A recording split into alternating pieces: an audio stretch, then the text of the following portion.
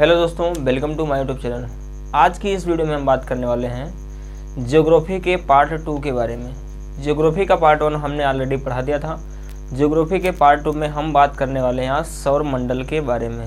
ब्रह्मांड के अंदर की चीज़ें जितनी भी, जैसे सूर्य हो गया, नक्षत्र हो गया, तारा मंडल हो गया, सौर मंडल हो गया, ग्रह हो गया, तो इनके बारे में हम डिटेल में समझते हैं। इसके पहले वाली वीडियो में पार्ट 1 में हमने आपको तारा के बारे में पढ़ाया था, तो थोड़ा सा रिव्यू करते हैं, फिर हम पार्ट 2 में चलते हैं। तो सबसे पहले मैंने तारा के बारे में पढ़ाया था कि सबसे पहले तारा बनने से पहले एक बिरल गैस का गोला होता है, फिर बिरल गैस के गोले संकेंद्रित होकर पास आ जाते हैं, तो वो उसे निहारिका बोलते हैं। जब निहारिका के बाद वो तारा का रूप ले लेता है। तारा में हाइड्रोजन से हीलियम बनता है। किस विधि द्वारा? संलयन विधि द्वारा। किस अवस्था में होता है, यानी किस स्टेज में होता है? तो प्लाज्मा स्टेज में होता है। यदि तारों का ईंधन खत्म होने लगता है, 90% ईंधन खत्म हो जाता है, तो वह लाल दानों का रूप ले लेता है। और लाल दानों के बाद यदि वह सूर्य के 1.44 गुना से यदि छोटा होता है तो वह श्वेत वामन का रूप ले लेता है। उसके बाद वो काला वामन बन जाता है। अगर सूर्य के द्रव्यमान से 1.44 गुना से बड़ा होता है तो वह अभिनव तारा बन जाता है। अभिनव तारा को विस्फोटक तारा कहते हैं। यदि विस्फोट हो जाता है तो 4 भागों में टूट जाता है: पल्सर, न्यूट्रॉन, पल्सर, क्वेसर और ब्लैक होल। तो मैंने यहाँ तक आपको पढ़ा दिया था पार्ट 1 में। अब हम पार्ट 2 चलते हैं। अब थोड़ा सा पहले उसी से हम इसको कनेक्ट करते हैं। देखिए ध्यान से, असंख्य तारों के समूह को, यानी ब्रह्मांड में जितनी भी चीज़ें आप पृथ्वी से आप जितनी भी चीज़ें देखें, सारी की सारी ब्रह्मांड के अंतर्गत आती है। तो याद रखना, असंख्य तारों के समूह को हम लोग आकाशगंगा कहते हैं या गैलेक्सी कहते हैं अंग्रेजी में। तो असंख्य तारों के समूह को गैलेक्सी कहते हैं। तो ये मान लेते हैं इतने बहुत सारे असंख्य तारे हैं।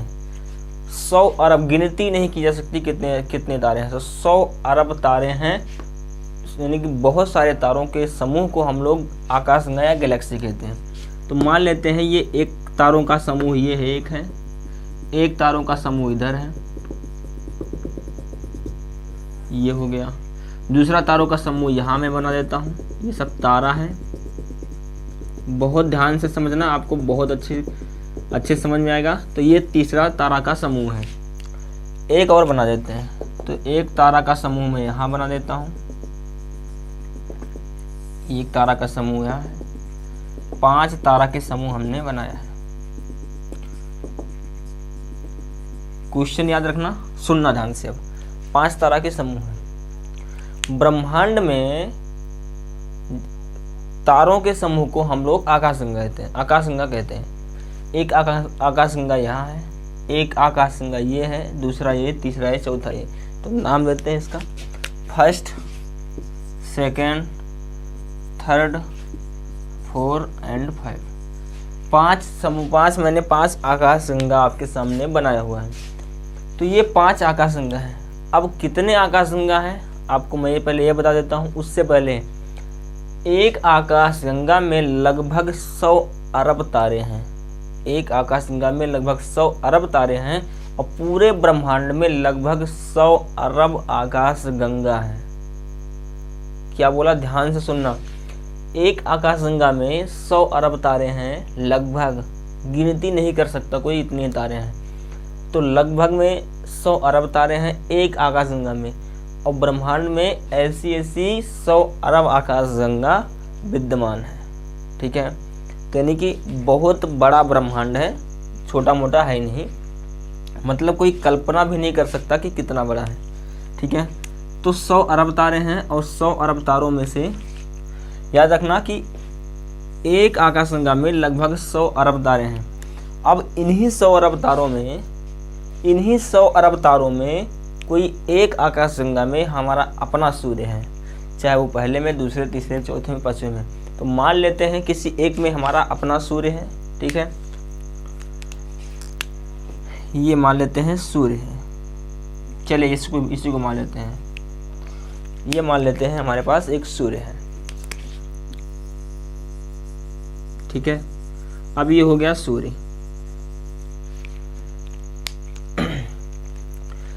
जिस आकाशगंगा में हमारा अपना सूर्य है उसका हम अलग से नाम देते हैं। तो उसका नाम क्या होता है, यहाँ नोट करना। उसका नाम होता है मंदाकिनी। दिख नहीं रहा, मैं कलर चेंज कर देता हूँ। तो उसका नाम क्या होगा? मंदाकिनी।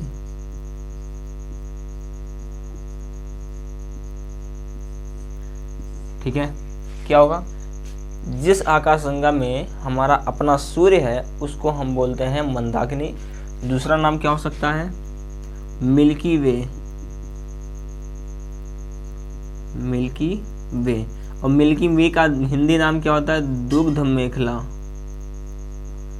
तीनों नाम आप याद रखना, क्वेश्चन में कौन सा पूछ ले कुछ पता नहीं है। ठीक है, तो मंदाकिनी, मिल्की वे और दुग्ध मेखला, 3 नाम इसके आप याद रखना।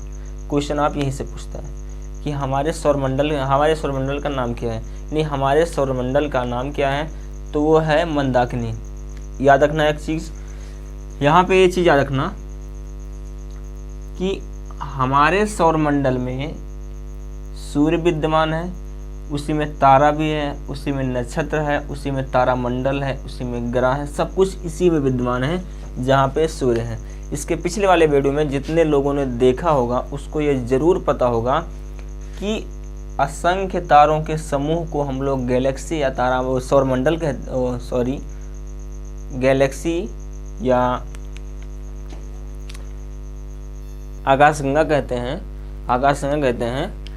असंख्य तारों के समूह को गैलेक्सी या आकाशगंगा कहते हैं।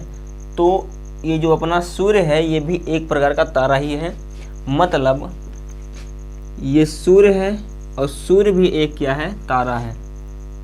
सूर्य क्या है? एक तारा है। मैं आपको यहाँ ये समझा रहा हूँ, यहाँ इसलिए मैं ये लिख रहा हूँ, समझना ध्यान से। सूर्य एक तारा है, ऐसे ऐसे बहुत सारे तारा हैं, लेकिन हमारी अपनी पृथ्वी से सबसे नज़दीक तारा सूर्य है, इसीलिए हम इसको सूर्य बोलते हैं। अब सूर्य से सबसे नज़दीक तारा कौन सा है? सूर्य जब एक तारा है तो इसके बाद भी एक नज़दीक तारा कौन सा होगा? तो उसका नाम है प्रोक्सिमा सेंचुरी। मैंने पिछले वाली वीडियो में आपको बहुत अच्छे से इसको समझा था। तो सूर्य से सबसे करीबी तारा प्रोक्सिमा सेंचुरी और हमारी पृथ्वी से सबसे करीबी तारा जो है वो है सूर्य। ठीक है, आई होप आप समझ रहे हैं। आगे बात करते हैं। सूर्य एक तारा है, पृथ्वी से सबसे नज़दीक तारा क्या है? सूर्य है। सूर्य से सबसे नज़दीक तारा है प्रोक्सिमा सेंचुरी। ठीक है ना, प्रोक्सिमा सेंचुरी। अब बात करते हैं कि एक आकाशगंगा ये हो गई, दूसरा ये, तीसरा ये। तो हम 3 आकाश गंगाओं के समूह को कहते हैं सुपर क्लस्टर। क्या कहते हैं? Super cluster. याद रखना, क्लस्टर या सुपर क्लस्टर बोलते हैं। सुपर क्लस्टर या क्लस्टर भी बोलते हैं, इसे आप याद रखना। 3 आकाशगंगाओं के समूह को क्लस्टर या सुपर क्लस्टर बोलते हैं। अब एक चीज़ यहाँ पे समझना, अब थोड़ा इसको हम मिटा रहे हैं, उसके बाद फिर से हम एक आकाशगंगा बना रहे हैं, फिर अपना सूर्य बनाएंगे, फिर हम पढ़ते हैं अपनी आकाशगंगा के बारे में, मतलब मंदाकिनी के बारे में। एक खास बात और, एक क्वेश्चन और पूछता है कि सूर्य से यानी हमारे सौरमंडल यानी कि हमारे मंदाकिनी के सबसे नज़दीकी जो मंदाकिनी है, मतलब हमारे सौरमंडल यानी हमारे गैलेक्सी के सबसे नज़दीकी गैलेक्सी यानी सबसे नज़दीकी आकाशगंगा का नाम क्या है? तो वो है देवयानी। एंड्रोमेडा अंग्रेजी में बोलते हैं। फिर से सुनिए, हमारे सौरमंडल से सबसे नज़दीकी सौरमंडल का नाम क्या है? तो वो है देवयानी। अब इसको हम मिटाते हैं और आपको समझाते हैं आगे क्या है।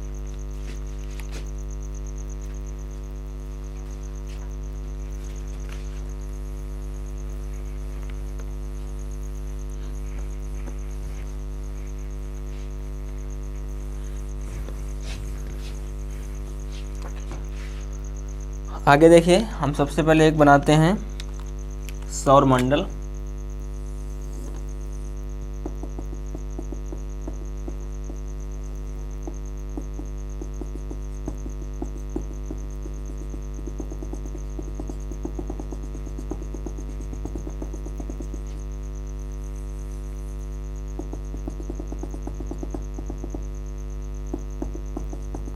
ये हो गया सौरमंडल के तारे। ठीक है, अब इसी तारों में हमारा अपना एक सूर्य है, मान लेते हैं यहाँ पे एक सूर्य है, ये एक सूर्य है, ठीक है ना। इसी सौरमंडल में हमारा अपना सूर्य है। सूर्य भी चक्कर लगा रहा है, किसका चक्कर लगा रहा है? मंदाकिनी का। नहीं, सूर्य भी चक्कर लगा रहा है मंदाकिनी का। किसका? मंदाकिनी का। एक चीज ध्यान देना, अगर जो अपना सूर्य है, मतलब अगर जो अपना सूर्य है वो कितने स्पीड से चक्कर लगा रहा है? किसका? मंदाकिनी का। कितने स्पीड से, कितने तेज चक्कर लगा रहा है? तो वो 250 किलोमीटर प्रति सेकंड, यानी 250 किलोमीटर प्रति सेकंड के चाल से चक्कर लगा रहा है। कौन? सूर्य। अच्छा, अब बात आती है कि जब 250 किलोमीटर प्रति घंटा से जब चक्कर लगा रहा है सूर्य, किसका? मंदाकिनी का, तो वो अपना एक चक्कर कितने समय में पूरा करता है?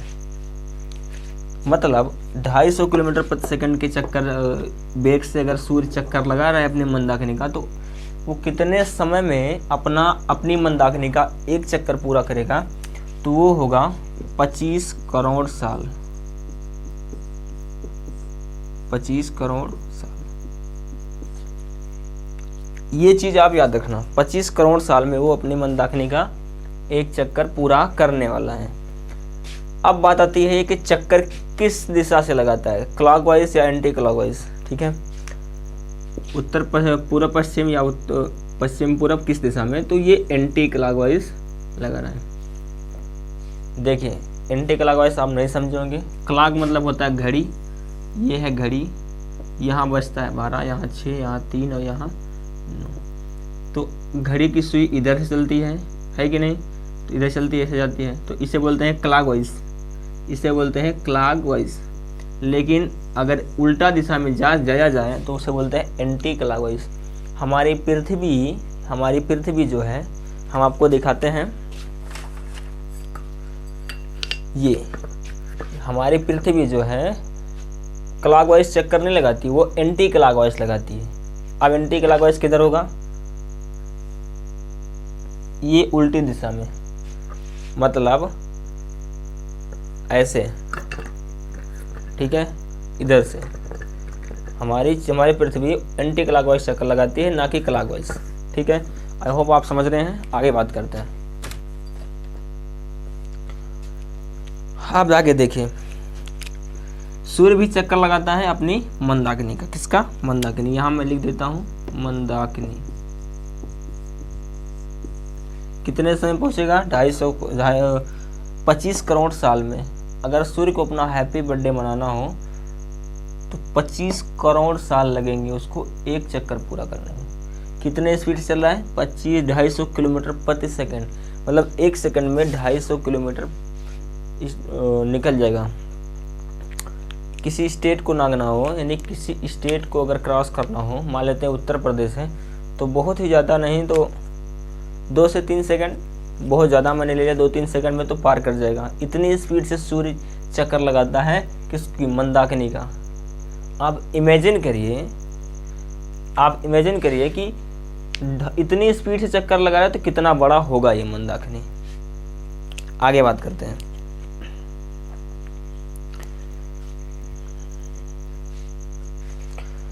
फिर अब देखिए, अब हमारे सूर्य से सबसे नजदीकी तारा कौन सा है? वो है प्रोक्सिमा सेंचुरी, पीसी हम लिख देते हैं, पीसी। अब कितना नजदीक है, बात आती है कितना नजदीक है। तो सूर्य से, ध्यान देना, हमारे सूर्य से अगर हम अपने सूर्य से किसकी तरफ जाएं? प्रोक्सिमा सेंचुरी यानी पीसी की तरफ जाएं, अपने सूर्य से पीसी की तरफ जाएं तो कितनी दूर है? तो अंदाजा तो लग जाएगा। तो हम अगर एक सेकंड में 1 लाख, अगर हम एक सेकंड में अगर 1 लाख किलोमीटर जाएं तो हम 250 साल में पहुंचेंगे। कितने साल में? 250 साल में पहुंचेंगे। अगर हम एक सेकंड में अपने सूर्य से 1 सेकंड में 1 लाख किलोमीटर जाएं तो हम 250 साल में पहुंचेंगे पीसी पे, प्रॉक्सिमा सेंचुरी पे। इतना विशाल है क्या मंदाकिनी, सिर्फ मंदाकिनी ही इतना विशाल है। सोचिए जब ये सबसे इतना करीबी पास है तो इतना दूर है। जब हम इसमें सबसे करीबी जानेंगे तो ये समझिए, मत समझना कि 2-4 किलोमीटर नहीं, कई करोड़ साल, मतलब कई करोड़ किलोमीटर या कई अरब, ठीक है ना, या कई हजार किलोमीटर की दूरी पर वो स्थित है। ठीक है, आगे बात करते हैं। अब यहाँ समझते हैं कि सूर्य भी चक्कर लगाता है और सूर्य से सबसे नज़दीकी तारा कौन सा है, पीसी है, प्रॉक्सिमा सेंचुरी। थोड़ा सा और रिव्यू करते हैं कि सूर्य के और नज़दीक क्या है। ठीक है, आगे समझते हैं, इसको थोड़ा सा हम मिटाते हैं। आप इसे नोट भी कर सकते हैं, मेन पॉइंट आपके लिए इम्पोर्टेंट है, आप अपनी कॉपी में इसे नोट कर लेना। आगे बढ़ते हैं। एक खास बात और है इसकी, ये मान लेते हैं अपना सूर्य, यहीं पे दिखाते हैं, आप पीसी को मिटा देते हैं, यही दिखाते हैं, ये सूर्य है। अब सूर्य से सबसे नज़दीकी तारों के समूह को हम बोलते हैं तारामंडल। तारामंडल, तो यहाँ अपना सूर्य बना देते हैं, ये क्या है, सन है, और सबसे नज़दीकी तारों के समूह को हम बोलते हैं तारामंडल।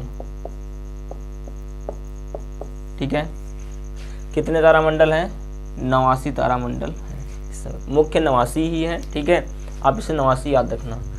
उससे और जब नज़दीक आएंगे तो वो होते हैं क्या, नक्षत्र। 29 नक्षत्र है, यानी 29 को नक्षत्र है, तो 29 आप याद रखना।